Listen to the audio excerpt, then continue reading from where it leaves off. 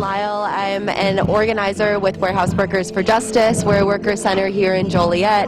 I'm here today for the Black History Month celebration, supporting Seven Mountains, to talk about the environmental impacts that the warehouse industry has on Joliet's working communities of color, because we know that environmental justice and racial justice are intertwined and they're the same fight. And so, yeah, out here to talk about some data we have about the impacts that the industry has on our air that we breathe, and to invite folks out to an event we have on March 1st. Hi, I'm Julia Alexander, and this is Be Informed. And wow, are you going to be informed today? I am here with Miss Madison Lyles, and we are going to talk about, actually I'm going to let Madison tell you what we're going to be talking about, but it is so exciting, and it affects everyone that lives in the Joliet, Will County area. So please take a listen to Madison. Hi Madison, how are you? Good, good. All right, so can you tell my listening audience who are you and where you're from and what you're doing? Hi, I'm Madison Lyles. I'm with Warehouse Workers for Justice as the Transit Justice Organizer. Warehouse Workers for Justice is a nonprofit worker center in Joliet that fights for living wage, family-sustaining jobs with dignity in the essential warehousing and logistics industry here in Will County. Okay. And today I'm going to be talking about one of our campaigns that's for good jobs and clean air, which looks at the overlapping issues that the warehousing industry has on both our workers in Will County as well as our local air. Okay, all right, so let's talk about that local air first, and then we'll get to the workers part. So let's talk about the local air and what areas it's affecting and how it's affecting. Well, I'm sure a lot of your viewers are watching from right here in Joliet or maybe around Will County. So folks know very well about the amount of semi-trucks that drive around town every day. And so worker leaders and community leaders kind of started to ask questions around what kinds of impacts are these trucks having on the air that we breathe? Sometimes you can smell the diesel exhaust that comes from the tailpipe. And there's a host of other issues that come along with the trucks too, with like the crumbling infrastructure and the noise. We also know that a lot of the trucks drive close to residential areas and even sometimes cut through neighborhoods, especially in the working communities of color, right? Like Joliet's traffic system looks very different than the one up in Naperville, for example. So folks were asking those kinds of questions, and so we decided, you know what, why don't we do a community-led air quality study? So last year, we actually, for 8 weeks, we went out in two parts of Joliet. So for those of you who are familiar, we went to Noel Park, which is around Preston Heights, and we also sat at the intersection of Laraway Road and Route 53 by the gas stations, and that's also right by the two Amazon fulfillment centers in Joliet. And so twice a day, 3 times a week, for 8 weeks long, we sat and we counted the trucks, and we also had little mobile air monitors that can capture the diesel soot in the air. And so we conducted that study, and now we have all of this data, and we're actually releasing a report here in about a week and a half that highlights a lot of our top line findings that prove this relationship between the warehouses, trucks that are on the road, and the air that we breathe. Oh, wow. So let me ask you this, do you guys have, are you going to have, or do you have like a graphic that shows the rise in the pollution from a certain amount of time to now? Yeah, there's a few different visualizations that we have to show the data. We have one graph that shows kind of the concentration, like the average concentrations of diesel per day that we gathered the data, and that shows how often the concentrations of diesel went above, let's say, like the Environmental Protection Agency standards or the World Health Organization standards, because those are the World Health Organization and the Environmental Protection Agency are regulatory bodies that state kind of limitations for air pollution, because we know that actually the World Health Organization says that air pollution is the leading environmental threat to human health. Absolutely, absolutely. And we know that diesel pollution is the cause of lots of short-term and long-term health risks, such as allergy symptoms, asthma, COPD, stroke, kidney complications. Wow. And we know that the same people that are at high risk for COVID-19, so that's kids, elderly folks, people with pre-existing conditions, those are the same people that are at risk for diesel health complications. And so, all right. So you guys have done these studies. So have you guys come up with a alternative to this? And if so, what is your alternative to it? Okay. Kind of like a solution. Yes, ma'am. Totally. So, I don't know if folks have heard about the transition away from diesel fuel vehicle or diesel fuel trucks to electric trucks, but we're seeing that that's kind of the legislative trend that's happening right now in Illinois and across the country. Yes.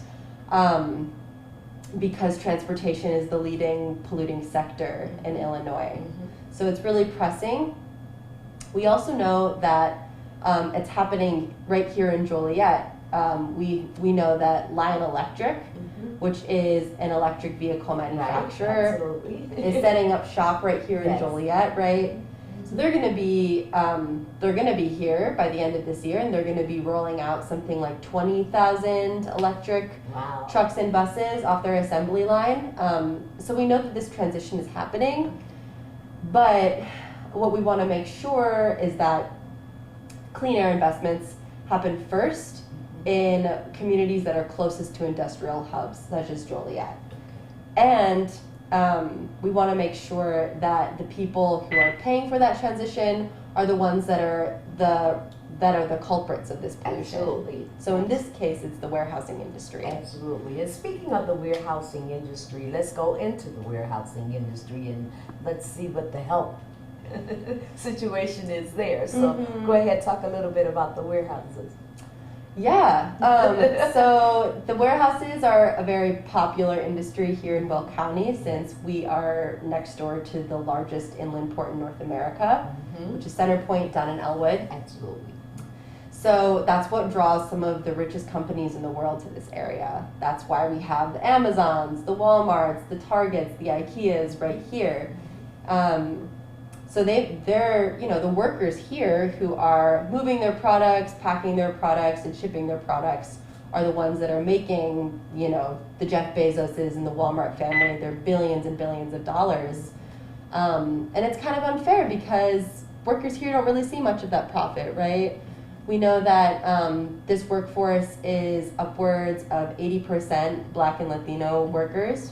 We know that the workforce, a lot of workers in the warehouses don't receive adequate pay, adequate benefits, time off. We know that a lot of the workers are temporary workers, which creates kind of this system of revolving door jobs.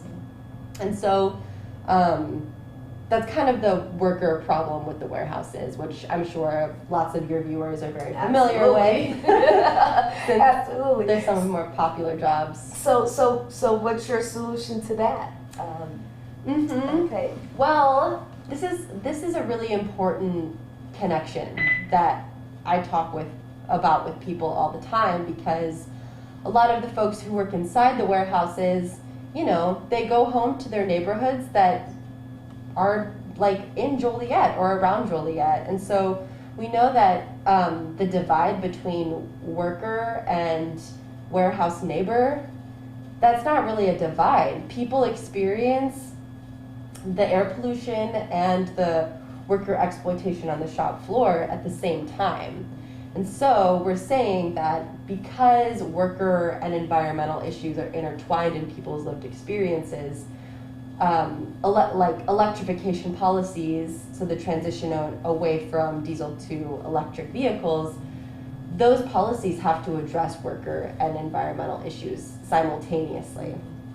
And so what we are demanding is that all electrification policies that are made here in Will County both improve local air quality and improve conditions for workers on the shop floor. Okay, and so where are you with that? Are you doing petitions to get that out there, or you're reaching out to your local politicians and coming together to try to collaborate on something? Where are you exactly with that? Well, I'm really proud to say that the report is nearly finished, and so that's a big next step for us, because now we have all of this compelling data that proves, what people already know. We have an Environmental Justice Leadership Committee, which is a group of around 12 young folks who are currently or former warehouse workers. All of those folks were born and raised here in Will County, and those folks really play a really integral part in our campaign development. I think what's coming up next is we're going to be sharing this report with folks, with groups, with individuals. We're going to be having a few press releases in the coming weeks. So I'm sorry, if someone wanted you to come in and speak with their group concerning this, tell them how they can reach out to you and get in contact with you, and you will be more than happy to come and share this information. Yeah, absolutely. Well, you can find Warehouse Workers for Justice on all social media platforms, so Twitter, Instagram, and Facebook at Warehouse Workers for Justice. You can also reach out to me personally. My email is Madison, that's Madison at warehouseworker.org. Please reach out to me by email if you're interested in this curriculum, if you just want to sit down and chat. I could talk about this stuff all day. Well, it's very important, and it's information that, like I say, be informed. Because you need to be informed as to what you're breathing in, what you're taking in, how the environment is affecting us in our everyday lives.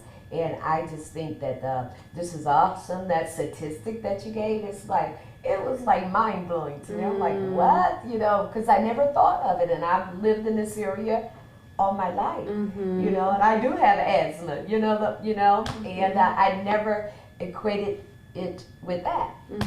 Never once. I just didn't do it. But you have brought an awareness to me, and I think that awareness is going to reach out to everyone. So there are solutions to everything. There are solutions, and I understand that you all are working on those solutions. And so are you trying to say, let's do away with diesel altogether and let's get natural batteries, or what are you saying? I'm saying that, I think that we need to transition away from a reliance on fossil fuels, but that transition cannot ever leave working people behind. And so I think that it's really tricky when you talk about transitioning away from diesel fueled trucks. Because we're not talking about eliminating truck driving jobs altogether. In fact, one of the reasons that we need to come together with workers across the supply chain and people across the community is to make sure that that transition is worker centered and doesn't leave the people behind. Absolutely. So therefore, we're going to have to put a lot of charge stations everywhere, right? Exactly, and they need to be put in places where air is the worst. Absolutely. Well, Madison, I think it's awesome. Look into the camera and really tell them how important this is to get involved, just to get knowledge of it, and then also on your you all's webpage. Can they go and read all this information that you're sharing with us now? Okay. Yeah, so if you are passionate about a future with good jobs and clean air, please reach out to me to take action and get involved or to learn more. We have so much information and so many more action steps to come. And so if you go to www4j.org, You can find all of our reports, including our Good Jobs and Clean Air report, online for free. You can download it there. And again, reach out if you would like. Absolutely. So you all, it would behoove you to find out about the air that you are breathing. Find out about these studies and these tests that they have performed. I think you will find it very informative. Be informed. Thank you so much, Madison, for this interview, and God bless you on your trail to giving us community.